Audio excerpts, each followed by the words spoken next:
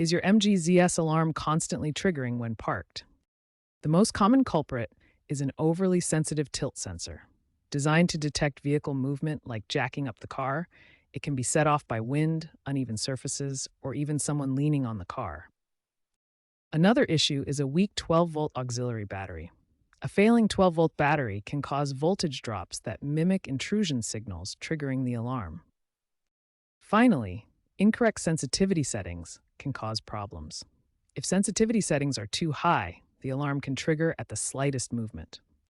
Understanding these factors is the first step in resolving this annoying issue. First, use the MG app to check for and install any available over-the-air software updates. These updates often include fixes to sensitivity thresholds and allow you to disable the tilt sensor remotely.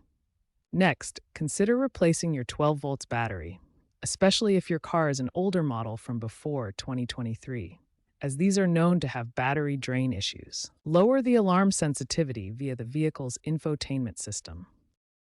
If problems persist, consult an MG dealership for professional diagnostics, as there might be ECU errors that need reprogramming.